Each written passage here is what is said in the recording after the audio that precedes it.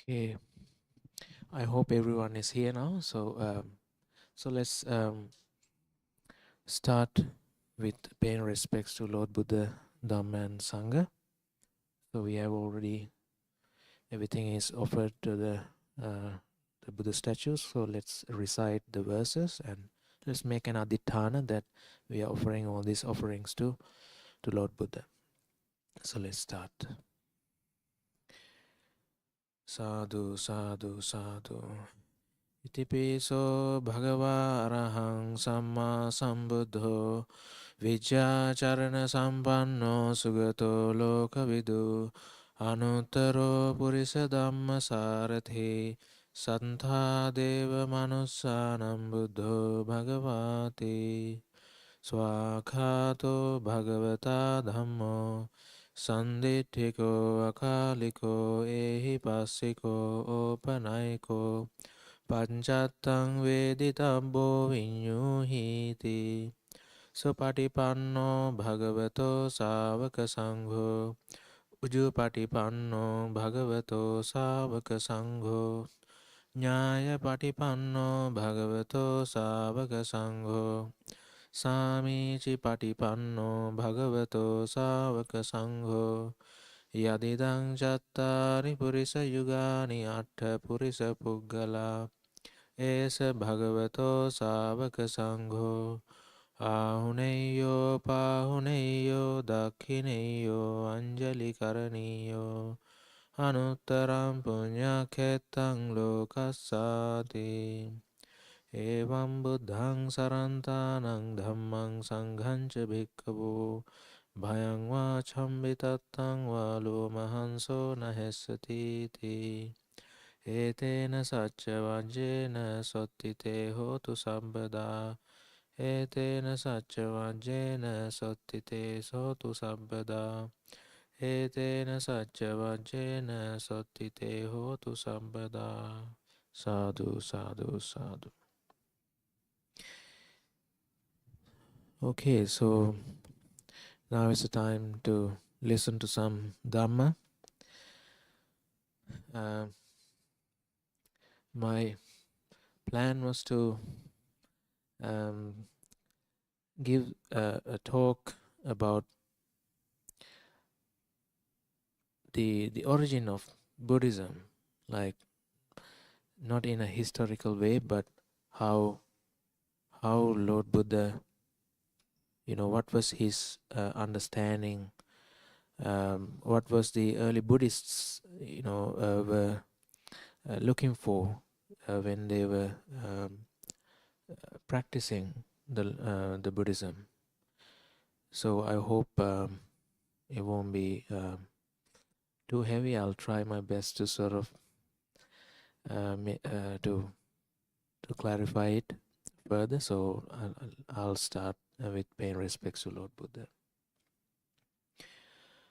Namo tassa bhagavato arahato samma sambuddhassa. Namo tassa bhagavato arahato samma sambuddhassa. Namo tassa bhagavato arahato samma sambuddhassa. So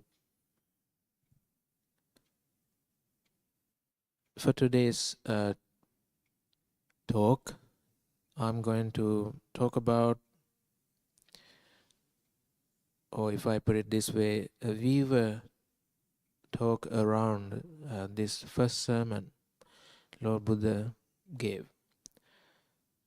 Can anyone actually, the kids, name what was the first sermon given by Lord Buddha? Yeah, can you name it? Yeah. No, I'm talking about what was the first sermon, what was the first sutta, the teaching, or the sutra, sometimes you call it. Anyone know the name? No? Oh, okay, it's all right. It is Dhammacakkappavattana Sutta. So, yeah, that's the name. It's good to know these names also, eventually. It's a very important sutta. And so there's a story behind this sutta.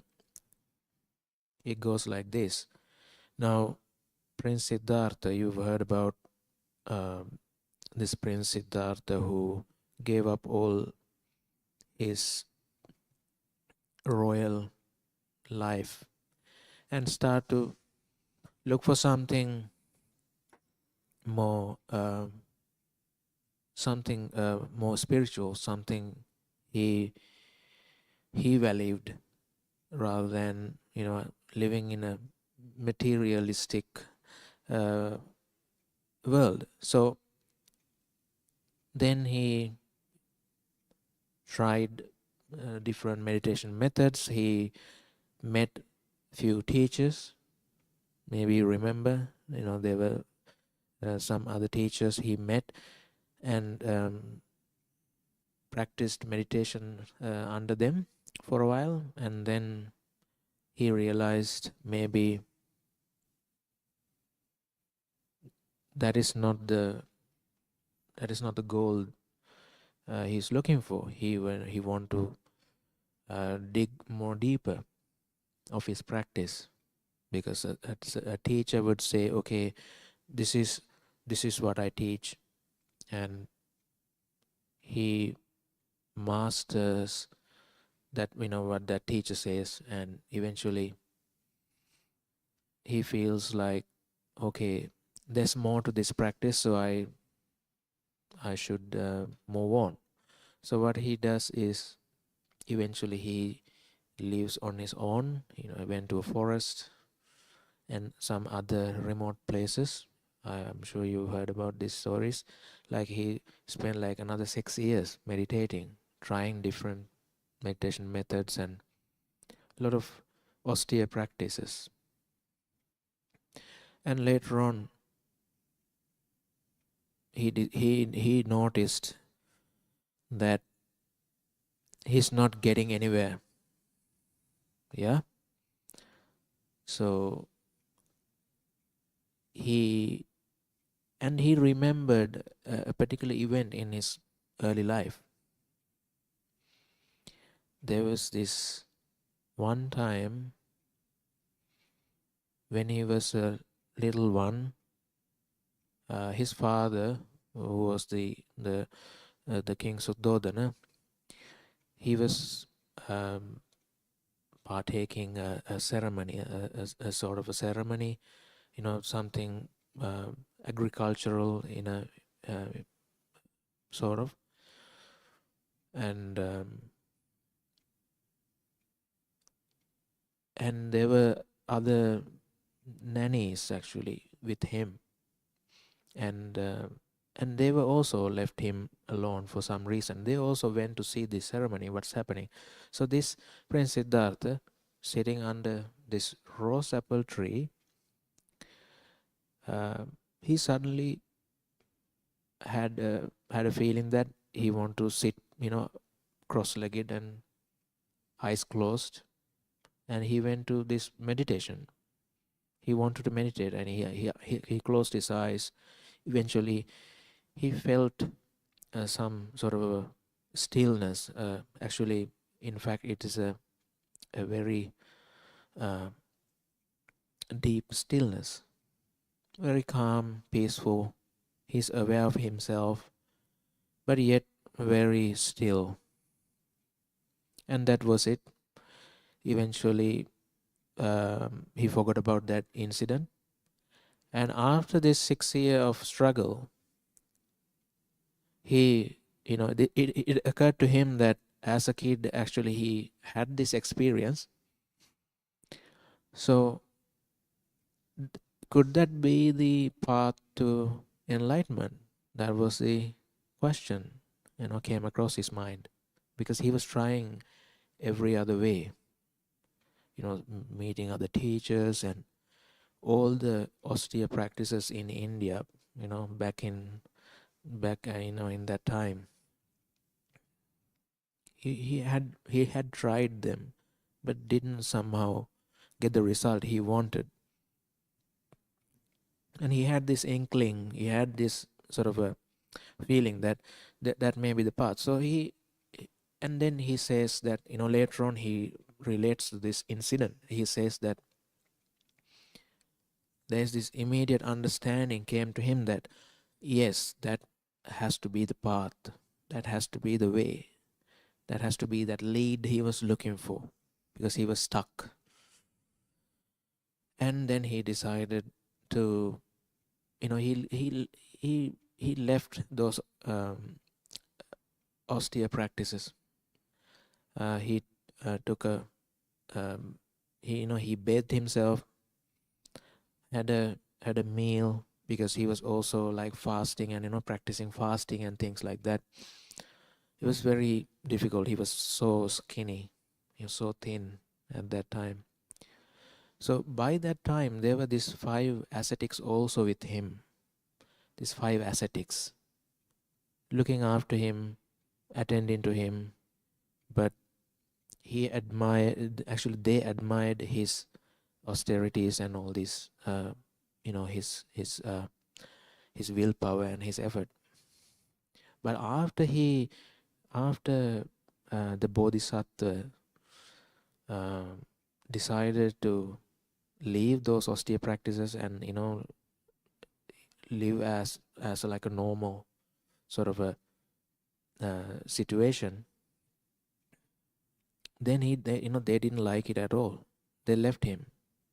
They thought that, the ascetic Gautama had actually given up the path. So that's a background story. And then Lord Buddha, the Buddha to be, he sat under that Bodhi tree, and eventually he had a good meditation and the understanding came.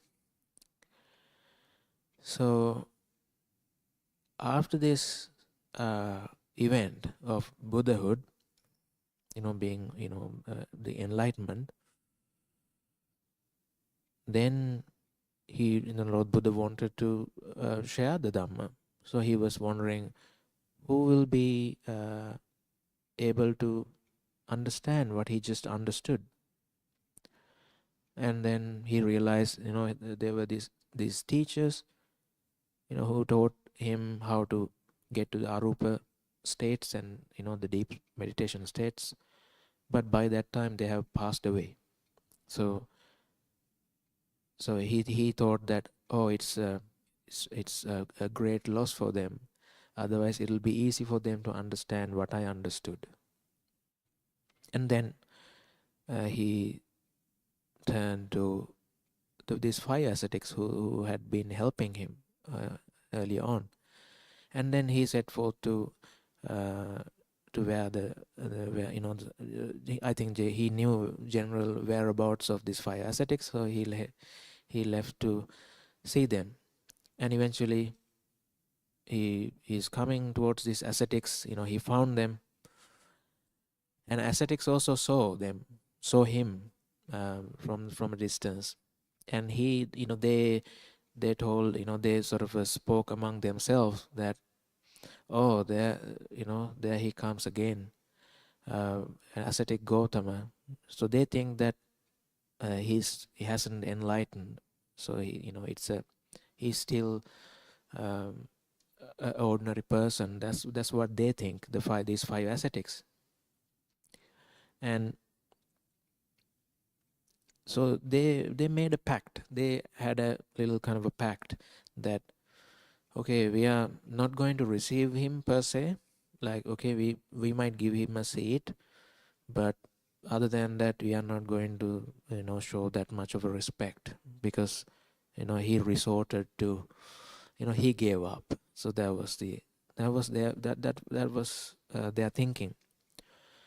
But surprisingly, or maybe not so surprisingly, when Lord Buddha came to them, they couldn't keep that pact. They immediately felt that actually this is a very special person now. So one, got up and took his robes. Lord Buddha or monks actually carry extra robes, someone actually took the rope, someone actually took his bowl, and someone prepared a seat. And so then uh, and then he sat on the seat, and then he decided to give them some teachings. So this is the background story of this sutta I'm about to explain. So why I related to this sutta is that the Dhammacakkappavattana Sutta is like Lord Buddha summarizes actually how, what he understood, um, and why he called himself the Lord Buddha. I mean, the Tathagata in that sense. He claimed, finally, I understood what the enlightenment is, and this is the reason.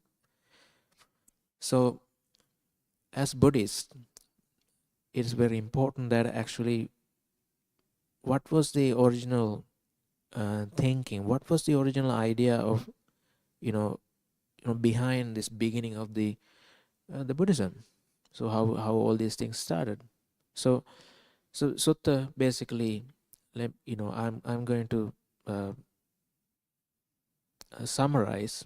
I'm not going to read the sutta like that, but I'm going to summarize actually what Lord Buddha talks about in this sutta. So he talks about, there are these two extremes one can take. There is this hedonistic, you enjoy sensual pleasures, uh, and you are not getting anywhere. You lose your mental energy. You lose you lose that clarity of your mind. That is an extreme as a practitioner, particularly here as a monastic. And there's this other extreme, Lord Buddha says, that it's like self torment. You basically you torture yourself in a way, but you shouldn't say it's a torture, but it is like these ascetic practices actually, it basically makes you tired, and it also drains your energy. That also doesn't help, whatever this um, this liberation you're looking for. So Lord Buddha says that I realized these two doesn't work, but these five ascetics, they were still thinking that no, that is the way, that has to be the way. So they were skeptics. They were still listening to him. They were respectful, but they haven't sort of changed their mind yet. So Lord Buddha has to explain it, actually, what's happening, what happened to him actually. So then Lord Buddha says, okay, there are these two extremes which I just mentioned. So if you want to follow to achieve the liberation, to understand what the Buddhism about, you need to follow the Noble Eightfold Path instead of taking these extremes. So the middle way, Lord Buddha said, middle way is an important teaching. Middle way, basically the Noble Eightfold Path. So if someone asks, what is the method, what is the technique Lord Buddha taught us to understand the Nibbana, to practice as a Buddhist, it's always the Noble Eightfold Path. It has these 8 factors to it, which is very practical. He one by one he explains how this practice uh, you should be developing. And after that, then he talks about something fundamental. He says, as human beings, as any sentient being, there is this suffering there is this stress, there is this dukkha we experience time to time. Now, when we look at our lives, time to time we find ourselves in a something you don't like. You feel sad, you feel upset, you feel angry, you feel you were wronged, uh, something like that. So all these things, all this experience, Lord Buddha says that's suffering. That is something he wanted to find a solution. That was the reason, Lord Buddha says. That was the original cause.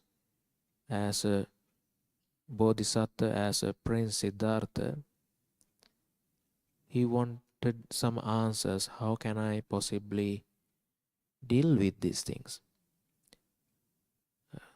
Now, it's not only for him. No, we also, time to time, you as kids, and we as adults, and myself as a monastic, as a monk, we experience this, these problems. That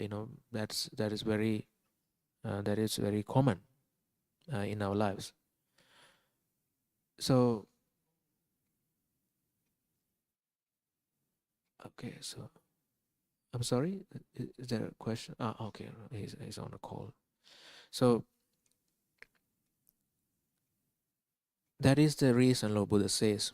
Now, in another occasion, Lord Buddha says that because of dukkha, because of this problem of noble eightfold, this four noble truths, that is the reason.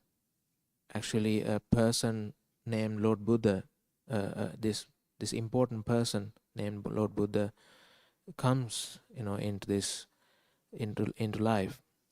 If there's no such a problem, there won't be any use of Lord Buddha. He says. So there is this human suffering, and he talks about he wanted to find out actually what's going on. So he says, this is the reason. This is the first principle, which is there is suffering, there is this pain, there is this stress time to time. And then secondly, he says there's a reason to it, which is attachment, which is wanting. We experience, now for an instance, now I'm giving a talk, but it is so boring, and you feel like not sitting like that. You feel like doing something else. Now immediately there's sort of a little bit of a stress happening. There's this, you would rather do something else, like you feel like, it is, I don't like this or something. It's not because of you are not feeling uneasy, you are not feeling little kind of irritated or like little restless because of my talk per se. It is because of our wanting to be somewhere else, wanting something else. That is the reason. So, but usually when something happens outside, we feel that, that thing, that person, that situation gives me suffering. That's the feeling we have. That's the conditioning we always have. Let's say someone comes to you and call you a name. Happens now in school situation, right? When I was a kid, it happened to me all the time. And I also sometimes, I remember, did name calling for my friends as well. But when, let's say, someone call you something, something you don't like, and you feel upset, you feel like so and so giving you a hard time. That's what we feel. So and so give me a hard time. And then what we do usually, either you try to shut his or her mouth, otherwise you run away. You sort of, you want to escape. You want to uh, escape from that situation. You want to change the situation.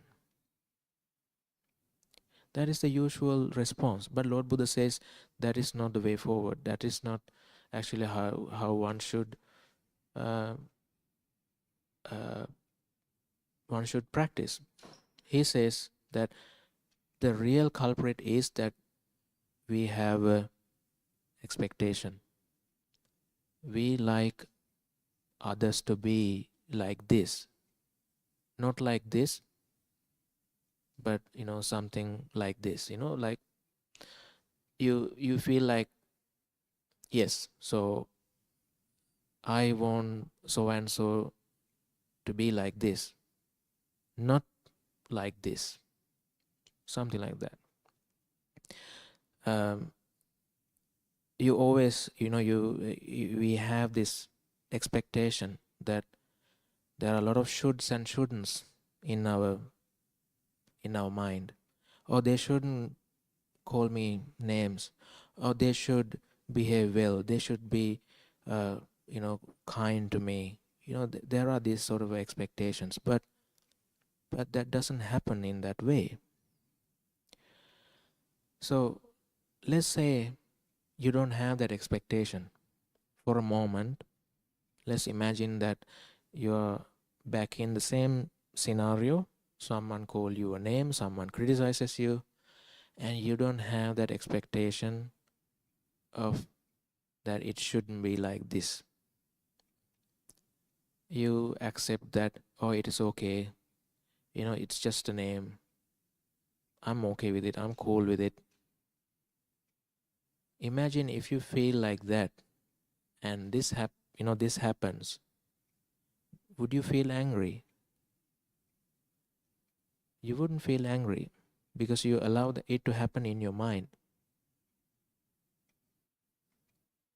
So that's what the Lord Buddha tries to tell here. Lord Buddha says some external situation, something from outside, someone from outside, something from outside, they can't give us suffering. The action is there. Someone criticizes you. We are not denying it, but there is this inner expectation that it shouldn't be like this, or it should be like this. So because of this expectation comes, then immediately a suffering happens. So that's what Lord Buddha says. Now, sometimes it's difficult to find how it is happening. So first we understand the principle. We try to understand actually this is the case.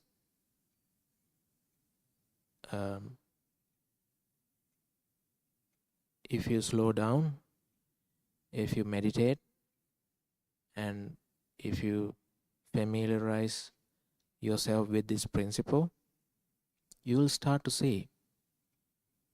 Now, as a monk, when I first heard about these things from my teacher, and time to time I feel like, I would have a bad day sometimes. I would have some bad time. Feel sad, feel upset, because someone actually told me something, or I somehow, told something not nice to someone. I feel bad because, someone may be hurt because of my speech, anything. And then when I feel sad, when I feel sort of heavy in my heart, I would ask this question from me. So my name is Dhammitha. So I ask, Dhammitha, what do you want? Because according to the second noble truth, there's always wanting behind your suffering. If you feel suffer, there's a wanting always, but we don't see it. It's not that apparent, but if you dig deeper, it is there. You will find it. So I would ask, what do you want? Because there's wanting there. And you sit quiet and you ask this question, and within minutes the mind actually tells you, oh, so and so told this to me in the morning, so and so criticized me, so and so did this, did that, or anything, or something I did. So once it is clear to you, and then suddenly there is something you can do about it. There's something you can do. Now that is where that's where Lord Buddha says that the Yoniso Manasikara is very important. It is a technical term. The Yoniso Manasikara means that you try to think according to the Dhamma principles. So what would I think in such a situation? Let's say the mind says, oh, so and so criticized me in the morning. Then I would say to my mind that, oh, is it the first time you got criticism? Is it are you the first person actually in the world actually received such a criticism? Is it the first time? No, it is not. So get over it. It's just a small thing. And sometimes teachers actually ask us to investigate further. Sometimes if I ask, was that criticism a fair one? Was there a reason behind it? And sometimes, it occurs to us that, oh yeah, so and so was upset because I did something. That's why they criticize me. So if they criticize me because of something I did, isn't it fair? Because because of me actually, they got upset and I did something bad, so this happened. So why you get upset? Why are you mad about it? It's a fair criticism. Something you wasn't nice, so this is what you get. What do you expect? Or sometimes it can be the other, it can be something, like other way around. That means it is not a fair criticism. It is not something you did, but somehow this person misunderstood or misjudged and criticized you. So if this criticism about something I didn't do, so why would I bother about it? I haven't done anything wrong. And they were having a bad day and they kind of criticized me. So why should I even worry about such a criticism? Because I have nothing to do with it. So once you start to investigate, you feel like, oh yeah, it's obvious, isn't it? You feel relieved, you feel lighter when you contemplate like that. That is called Yoniso Manasikara. It's not that technical. There is a heavy Pali term there, but in reality it is something we do all the time, right? Sometimes uh, um, we complain about certain thing we were given by our parents, and sometimes I was told that, oh, now you're complaining. Now there are kids actually even don't get this much, so why are you complaining about? My parents would ask. And then it kind of makes me think that, oh yeah, it gives me the bigger picture. Oh yeah, what I just got actually not bad after all. There are actually kids actually who wouldn't get that this much even. So once it is pointed out, once that the bigger picture is explained to myself, then that wanting, that suffering is gone. It'll vanish. So that is the Yonaso Manasikara, that is the investigation. So Lord Buddha says that as Buddhists, when we experience stressful situations, we must investigate. If you ask Ajahn Brahm, he would say, please, please investigate. I was here in Perth in 2012. So I spent the Vassa at Bodhinyana in Serpentine. Just after my arrival, I had an interview with Ajahn Brahm. I wanted to sort of basically have a chat with him. So just to sort of have some feedback and have some advice about my practice. So I told him that, Bhante, I practice harder when I suffer, I told him. And then he said, yeah, when suffering happens, do investigate. So what to investigate? You investigate where the attachment happening. It is not that complicated, because it is actually the first noble truth happens. It's happening right now, and you are looking for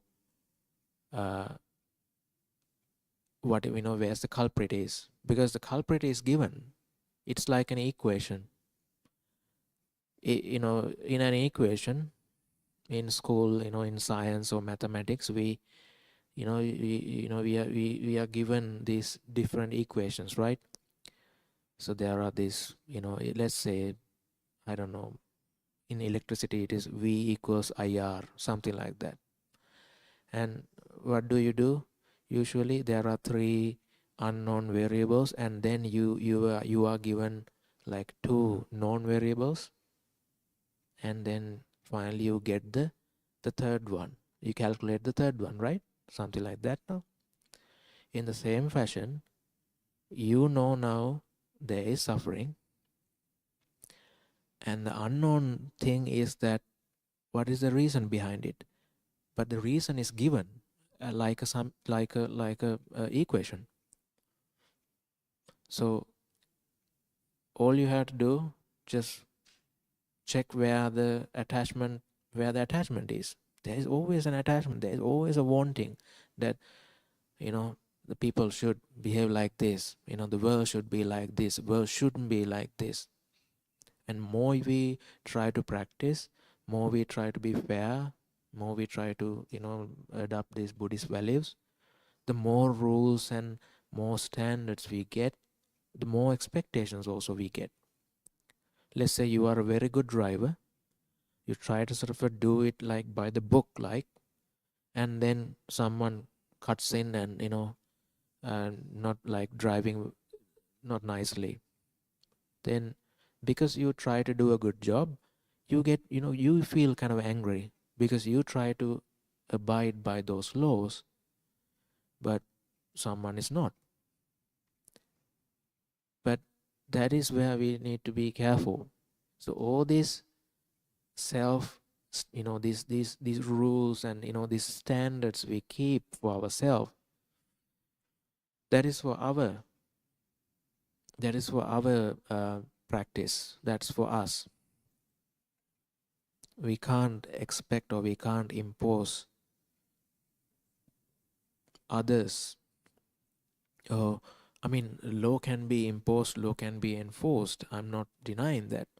This is about whether this is a matter of like whether you're going to suffer or not.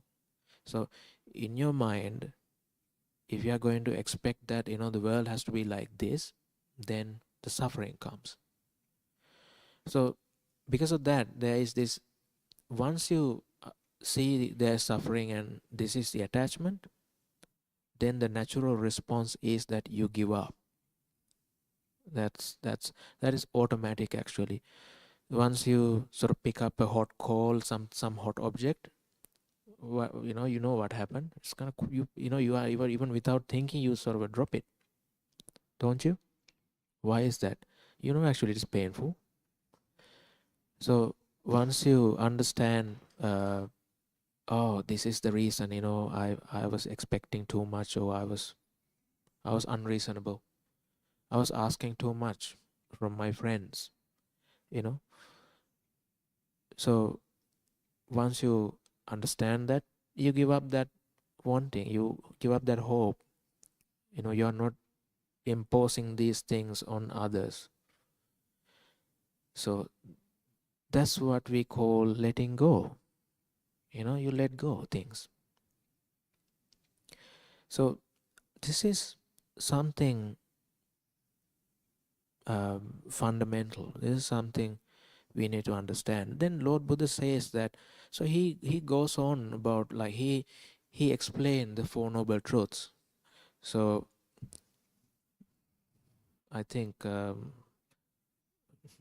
mean, you've heard about this sutta, but let me go through the list here. Maybe I'll summarize it. Okay, maybe. Right. Okay. So let me just go through what the Lord Buddha says here. Now this bhikkhus is the noble truth of suffering. So this is the first principle. He says, the birth is suffering, aging is suffering, illness is suffering, death is suffering. Union with what is displeasing, coming together with something displeasing, is suffering. Separation from what is pleasing is suffering. Time to time you will experience that you separate from someone or something you like, and you feel like sad. Something you lose, you feel sad. Not to get what one wants is suffering. Sometimes we feel like we want something, but you are not getting it, and that is all you feel. You feel sad. And then he says, in brief, the five aggregates subject to clinging are suffering. Basically, the five aggregates mean that uh, this it is a technical term. Basically, explains this body and mind. This process is in itself a kind of a suffering.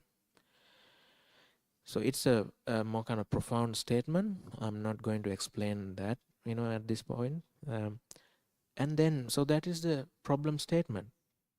Lord Buddha says that is why he wanted to find a solution, something spiritual, because there is this problem. And then he says the second principle.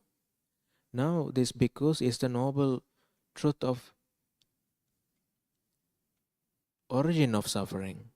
So he talked about the suffering, now he's talking about the origin, the reason behind it. It is this craving or the wanting which leads to renewed existence accompanied by delight and lust. Seeking delight here and there, that is, craving for sensual pleasures, craving for existence, craving for extermination. Sounds technical, but the idea is that wanting things to be like this, wanting things to be like that, leads to suffering. Now that's the second principle. And the third principle is that now this bhikkhus is the third noble is the noble truth of the cessation of suffering.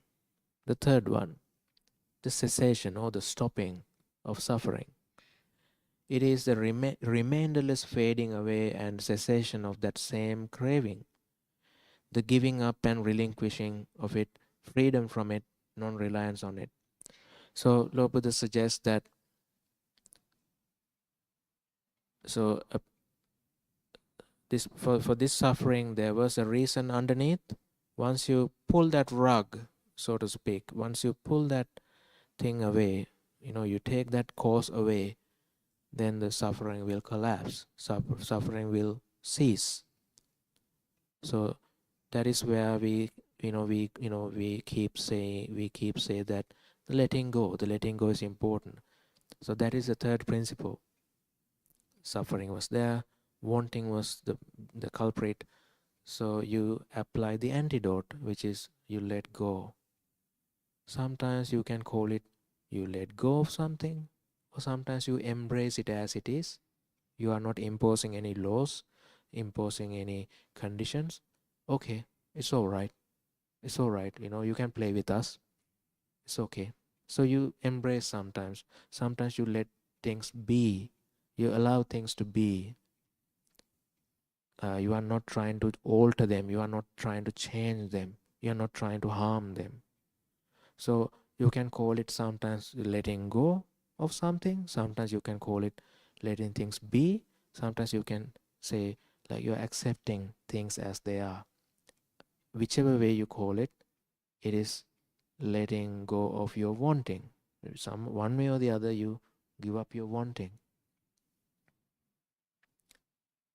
for that particular thing. Because giving up the wanting for everything is not practical. At once, it doesn't happen overnight either. But what we suggest here, at least when you suffer, when you feel sad inside, you can try these things and experience that, how that relieve you from that suffering. And these things are gradually, and you need to practice gradually, and more you give up, the more lighter you feel. And people like me, we have also given up a lot of things, so we became monastics. So definitely we also feel lighter if we practice properly. So it's always a gradual thing. But here we are explaining the basic principle. We are not talking about you are being perfect. You want to, you need to give up all the wanting. It's not like that. So that is the third principle. And the fourth one, Lord Buddha says that now this bhikkhus is the noble truth of the way leading to cessation of suffering. It is this noble eightfold path.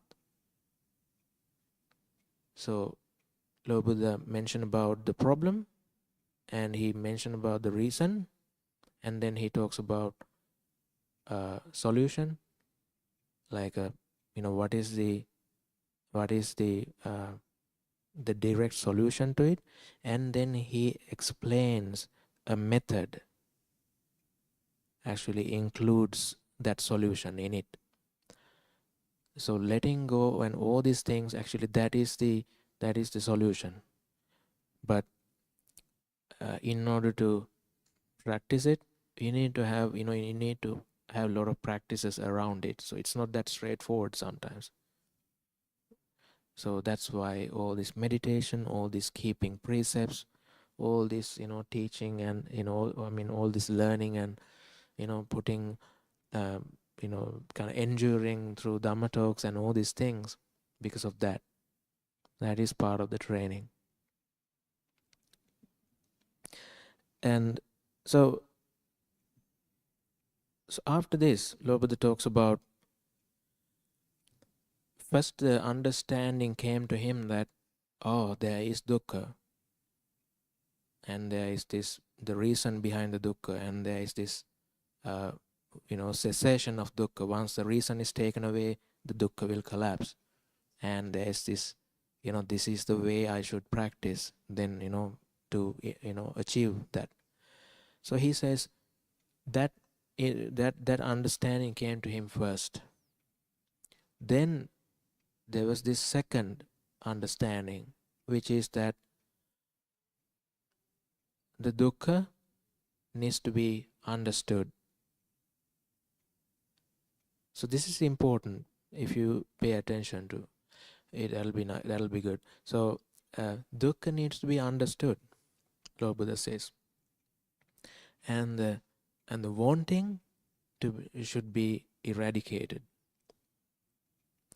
and as a result, the cessation of dukkha, you basically you accomplish it. It comes to you. It's not that you make it happen.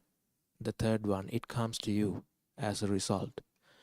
And the fourth one, you need to practice, he says.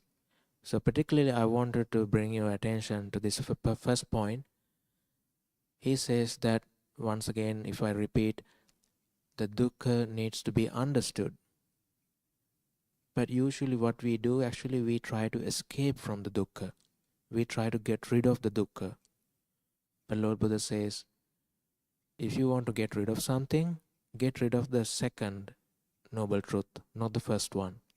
The second noble truth is the wanting, the craving, the tanha. That is the one you should be getting rid of, not the first one. Because the harder you try to get rid of the dukkha, the more it'll come to them, come to you. Certain thoughts come into you, you feel sad, you try to make them go away. The more you push back, the more it'll come to you, towards you. That is the principle. So when suffering happens, don't do that mistake. Because of that very mistake, the samsara happens. Samsara goes on and on and on. This never-ending struggle to push away the dukkha.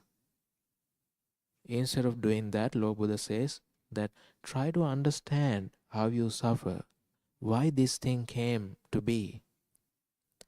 And actually there is some wanting behind it, which is the second principle. Oh, that one, that is the thing actually you need to get rid of. So I think that is something I wanted to point out. There were a lot of technicalities, a lot of kind of background, sort of setting backgrounds to this, this explanation. So I think that my time is up, and so I would like to conclude my Dhamma talk here. So I would like you to contemplate over what I've talked about today. It is very important as Buddhists, so you can find peace, you can find happiness, in this path, in your practice. So I would like to offer these suggestions, this encouragement. I wish you all the best with your practice. Good luck with everything, and may you realize, may you liberate soon. Teruvan sarana. Sadhu, sadhu, sadhu. Okay, so let's conclude our Dhamma Desana with concluding verses, sharing merit, and yeah. Ittavata chammehi sammadam punya sampadang sabbe deva anumodantu sabba sampatti siddhya sabbe deva anumoditva bujjantu amatam padang akasattha ca bummattha deva naga mahiddika punyantang anumoditva chiran rakhantu sasanang chiran rakhantu desanang chiran rakhantu mamparanti idam me ñātenang hotu sukita hontu ñāteyo idam me ñātenang hotu sukita hontu ñāteyo idam me ñātenang hotu sukita hontu ñāteyo Emina punya kammena mame bala samagamo satang samagamo hotu yava nibbana pattiya idam me punya kammang asavakkaya vahang hotu sabba dukkha pamunchatu kayena vaca cittena pamadena maya katang achyang kame bante bhuri panya tathagata kayena vaca cittena pamadena maya katang achyang kame dhamma sandittika kalika Kayena vaca cittena pamadena maya katang achyang kamame sangha punya ketta anuttara. Sadhu, sadhu. Okay, I'll give you a blessing. Abhivadana selisa nichang vaddha pachayino chattaro dhamma vardhanti ayuvanno sukham balang ayurarogya sampatti sagga sampatti mevacha atho nibbana sampatti iminate samicchatu. Sukhi hotu nibbana pacha hotu. May you be happy and well. May you realize nibbana soon. Teruvan sarana. Okay.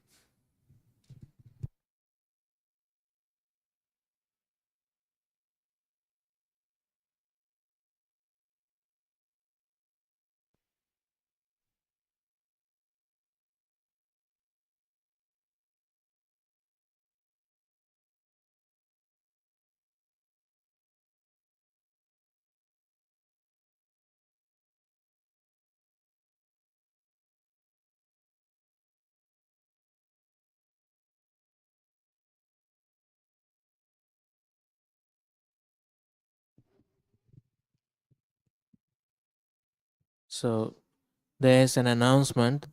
So you said there are some refreshments available at the dining shed. So please go to the dining shed and have some drink.